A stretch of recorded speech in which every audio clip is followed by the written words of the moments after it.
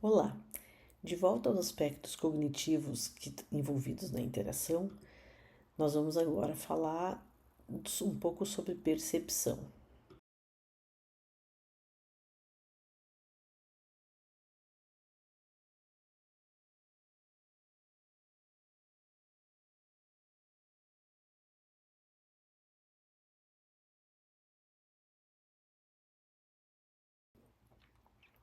Então, a gente diz que a percepção se refere à forma como a informação é adquirida do ambiente pelos nossos sensores, né? Então, a gente tem lá os 5 sentidos, aqueles conhecidos, né? E esses são os nossos órgãos sensitivos. Então, como é que a gente captura uma informação do ambiente e transforma ela numa experiência? Então, esse é um processo que naturalmente, né, bem como os demais, ele também é um processo complexo. Ele envolve a atenção, ele envolve a linguagem utilizada e ele envolve a nossa memória. Então, a ideia é que o uso de representações que são prontamente perceptíveis sempre parece ser o mais adequado quando a gente fala em percepção. Né? Ou seja, partindo daquela premissa de que menos é mais. Né? Então, sempre visando o minimalismo, onde a gente vai apresentar um texto legível, ícones fáceis de ler, fáceis de distinguir, sempre focando em facilitar a vida do nosso usuário.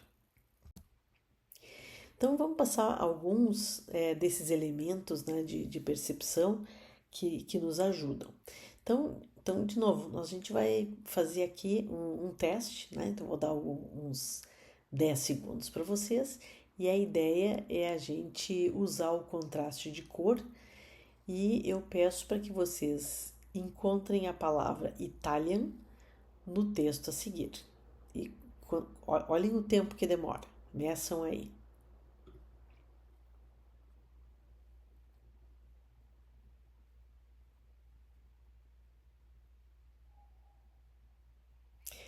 Bom, então espero que todo mundo tenha encontrado, né, o Itália, né? Então, basicamente, deixa eu procurar ele aqui.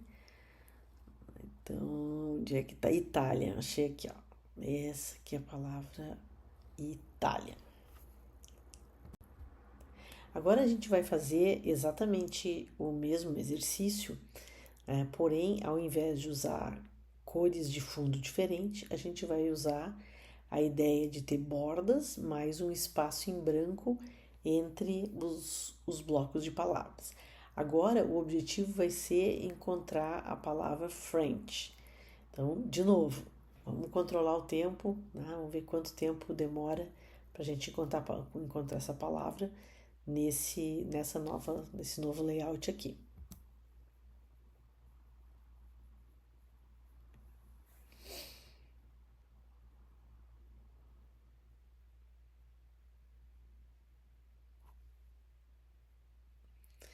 Bom, então de novo, né? Aqui os dados estão organizados diferentemente, né? Então, e a gente encontra a palavra French nesse bloco aqui. Sobre esse exercício, né, então um autor conhecido, né, chamado Weller, em um artigo publicado em 2004, ele descobriu que as pessoas levam menos tempo para encontrar um item quando a informação está agrupada. Então, usando as bordas, como no segundo exemplo, a gente tem mais facilidade de encontrar o que busca do que usando o contraste de cor, que foi aquela primeira tela, né? Então, algumas pessoas dizem que usar muito espaço em branco numa página web prejudica a busca, né? Tornando difícil de encontrar a informação. Vocês concordam com isso? Que usar bastante espaço em branco dificulta? Então, normalmente é o contrário, né? Aqui tem 5 exemplos do mesmo texto, né? Então, a pergunta é que horas são e ele tá representado aqui em 5 modalidades diferentes. Então, na primeira delas, a gente tem uma cor de baixo contraste, né? Tá escrito em vermelho, no fundo verde, tem textura. Então, esse é o pior dos mundos. né? Nos outros dois casos aqui semelhantes, com o fundo laranja, né? Então um deles está escrito em vermelho no fundo laranja, o outro no laranja mais claro. Então a gente precisa fazer um esforço para encontrar informação, né? Um pouco menos, mas a gente também enxerga nesse amarelo a mesma questão. Por outro lado, quando a gente trabalha com preto no branco, é muito fácil de ler, né? Então o nosso foco, a nossa atenção é chamada diretamente para o texto e a gente consegue descrever facilmente. Então é legal a gente entender um pouquinho como é que funciona a percepção, né? Então, basicamente, a nossa ideia no nosso mundo ideal, né? A gente trabalha com dados e quer transformar esses dados em insights, né? Rapidamente.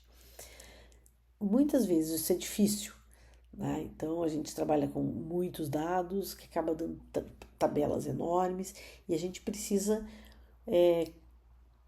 informar o usuário sobre esses dados de uma maneira que seja fácil de ele entender, né?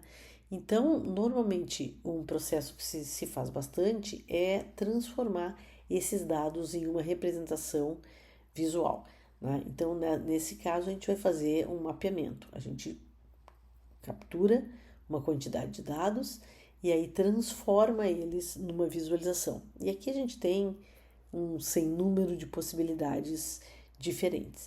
Mas a ideia é que ao invés de comunicar ao usuário sobre um conjunto de dados, a gente mapeia esses dados para uma representação visual, gera uma visualização e então transfere essa informação para o meu usuário, né? Que vai fazer um mapeamento inverso do primeiro, né? Onde eu vou agora sim transformar aquilo que eu estou enxergando num insight que vai me permitir tomar uma decisão e continuar o meu fluxo de interação.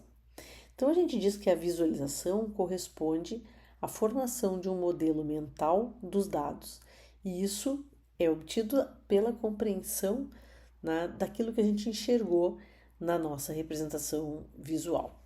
Então, a visualização ela é crítica, né, para que a gente consiga dar suporte ao nosso processo aí de geração de insights. Então, quando eu tenho uma visualização que é significativa, que é clara, que converte os dados facilmente para um insight, né, isso me ajuda a uma tomada de decisão mais rápida.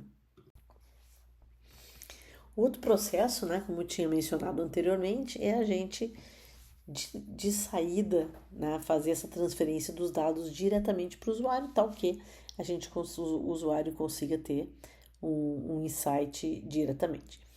Isso é possível, né, e fácil, diria que melhor do que a visualização, quando o dado que eu quero transferir é um dado simples.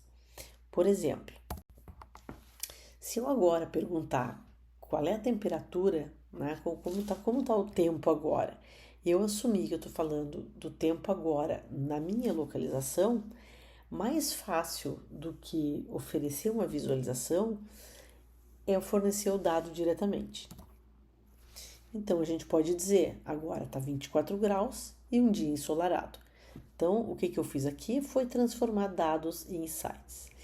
Isso, nesse caso, é melhor do que propor uma visualização, né? Então, dados de temperatura, sobretudo essas de clima, né, que a gente vê todos os dias, a gente é acostumado, a gente sabe como é quando está 10 graus, a gente sabe como está 25, quando está 40, né, porque são dados que a nós são muito familiares. Então, nesse caso, eu não preciso fazer esse mapeamento de dado para uma visualização, depois eu consumo visualização, mapeio o contrário, né, visualização para um insight, porque o dado é muito simples. Mas se eu quiser agora entender como é que está o tempo agora, numa região como no Brasil inteiro, por exemplo, se torna difícil, porque daí eu tenho excesso de dados, né? Tem um número muito grande, é muito difícil eu escutando ou lendo valores e coordenadas, né? Eu conseguir fazer um mapa da realidade. Nesses casos, o melhor seria usar uma visualização como essa, que é uma visualização que a gente está muito acostumado, né? Onde se traça um mapa de calor. Então aqui eu já sei que as partes mais vermelhas, vermelho mais escuro, cor-de-rosa, são as partes mais quentes, né? Então eu consigo enxergar onde é que a gente está. Porto Alegre está aqui nessa bolinha. Tem uma região um pouco mais fria aqui para cima, né? Uma região muito mais quente em volta. Então, nesse caso onde eu tenho muito dado, né, acaba sendo melhor, né, mais fácil de eu informar uma pessoa se eu transformar primeiramente os dados numa imagem e aí o usuário transforma essa imagem em um conjunto de insights.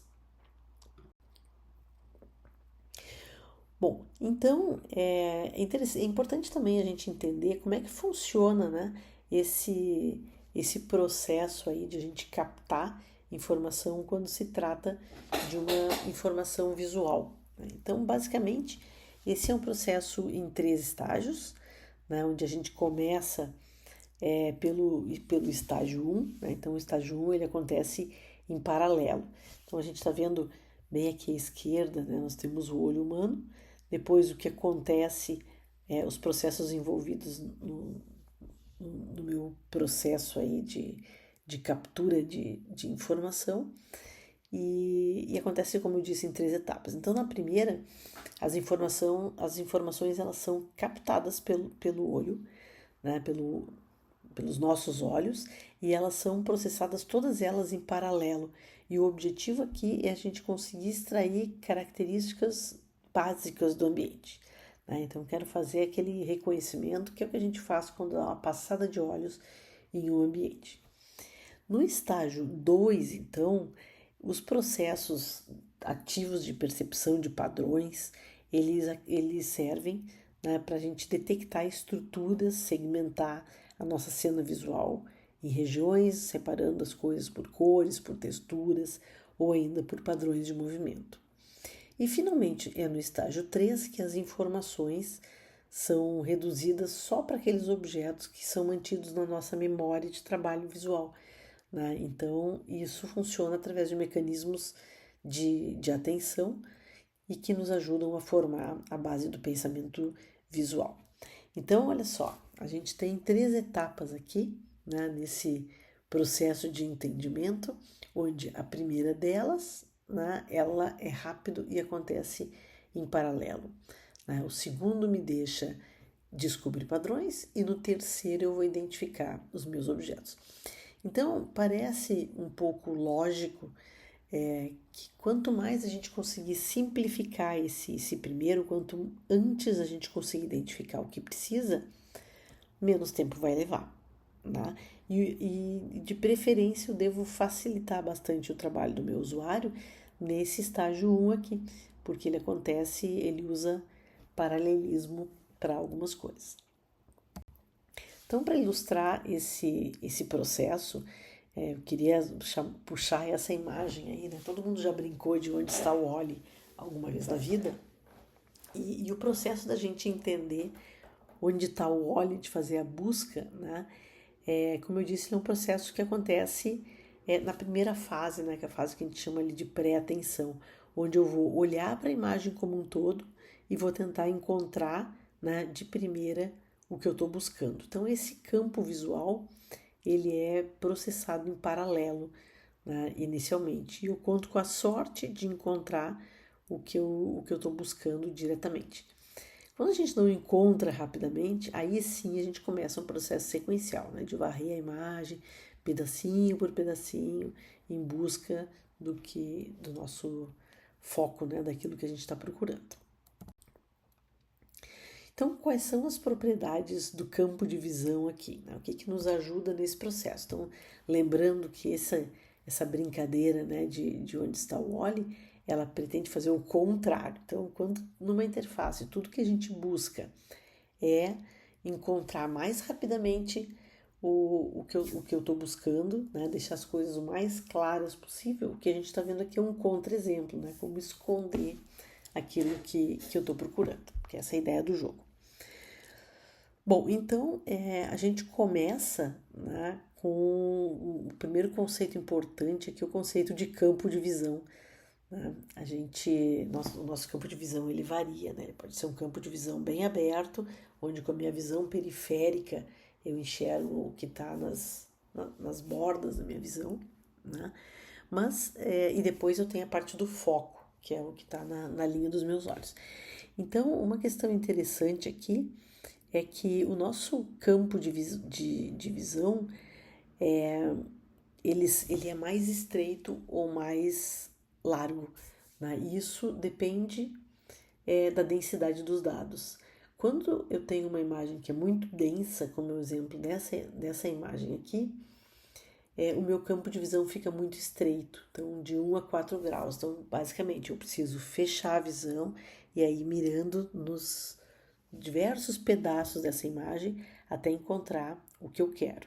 Não é a nossa primeira tentativa, né? A primeira tentativa é olhar para tudo de uma forma larga, mas não encontrando, a gente então estreita o campo de visão e procura pedaço a pedaço.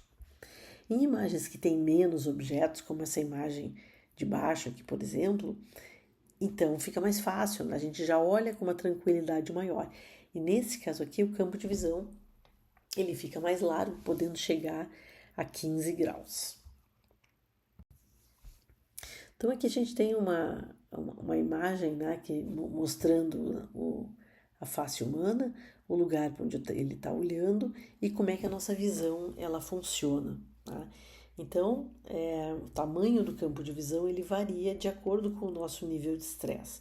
Em situações onde a gente está sobrecarregado, os objetos que estão na periferia eles são menos perceptíveis. Então a gente diminui, ou seja, a gente está diminuindo o campo de visão.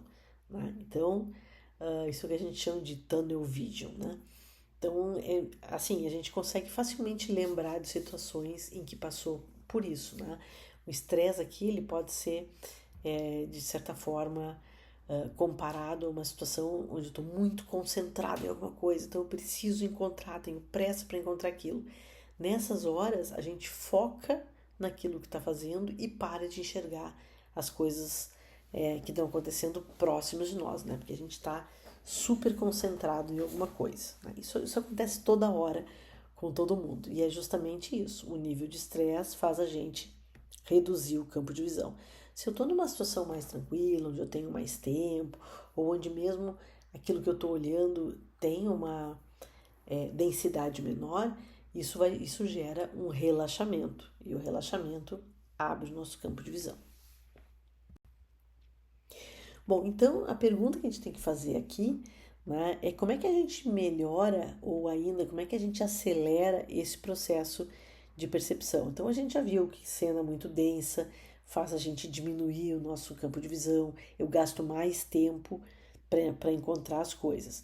Quando eu tenho uma situação mais relaxada, de menos estresse, com menos densidade de objetos, é mais fácil de eu encontrar o que eu estou procurando. Né? Então, a gente tem algumas primitivas de percepção, né, que nos ajudam a dar foco em algumas coisas. Né? Então, com isso eu consigo trabalhar a questão do efeito da atenção geral e mesmo dos efeitos de divisão do campo de visão, né? Onde a gente faz uma segmentação aí. Bom, então a relevância da visão de baixo nível, né, ela acontece em 4 momentos, né? Na pré-atenção, na identificação de símbolos, na segmentação da cena e no movimento.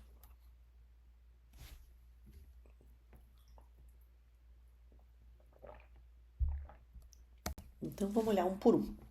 Então na pré-atenção. Pré-atenção é a fase onde eu faço uma busca visual rápida. Né? Então é 10 milissegundos por item. Né? Isso com a medição de rapidez aqui, de velocidade. E aí, nesse processo de pré-atenção, eu consigo distinguir símbolos de uma forma muito rápida. Né? Então, a pré-atenção ela é baseada em atributos visuais simples, né? Onde eu tenho, sei lá, ou é a cor, ou é o movimento, né? Ou, enfim, coisas que são verdadeiramente simples. Eu reconheci faces, por exemplo, as faces não são elementos de pré-atenção, né? Reconhecer uma face exige um processamento um pouco mais rebuscado, né, do que eu simplesmente identificar coisas como cores. Então, rapidamente, ao olhar para essas bolinhas, eu enxergo dois grupos, né, as verdes e as vermelhas. Bom, então a gente também, né, o que a gente está vendo aqui é a segmentação por características primitivas.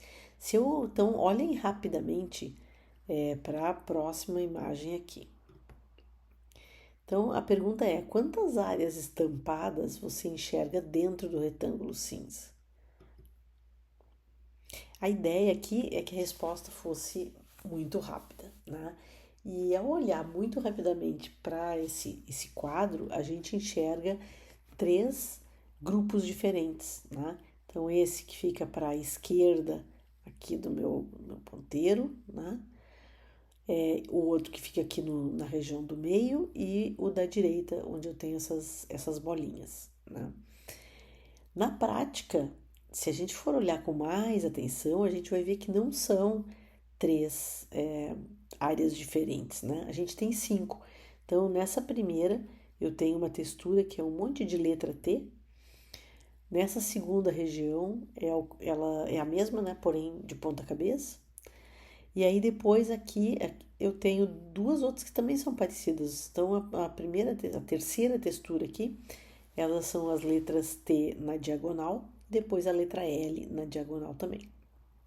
Então, eu usei como pré-atenção a questão da posição diagonal aqui, da posição vertical aqui, e o outro fato de serem bolinhas, ou seja, bem diferente. Então, aqui deu para a gente perceber rapidamente, né, o que é, qual é a diferença de pré-atenção para atenção.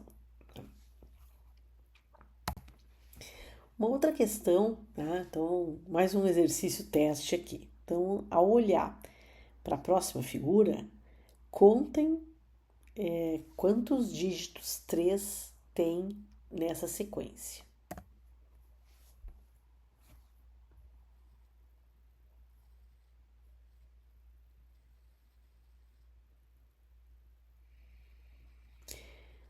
Bom, então a gente tem lá, né? Vamos olhar, a gente olha numa primeira, é um monte de número, então eu tenho que de alguma forma segmentar isso. Eu achei um 3 aqui, um 2, um 2, 3. Na minha busca eu encontrei 3, um aqui e outro aqui. Se a gente tivesse mostrado dessa forma, teria sido muito mais fácil, né? E eu estava errada, inclusive, tem 4 números 3. Né? Então, o que a gente fez aqui? A cor é um elemento de pré-atenção, já tínhamos falado nisso antes, né? Então, quando eu pintei de vermelho todos os três, eu fiz eles saltarem aos olhos. Então, rapidamente, numa única olhada, eu varro os olhos por tudo, e aí eu tenho baixa densidade dos elementos vermelhos. Então, rapidamente eu consigo encontrar esses 4 números que eu estou procurando, né? E esse é o processo que a gente deve fazer quando a gente está interessado, né, em ajudar o usuário em uma interface.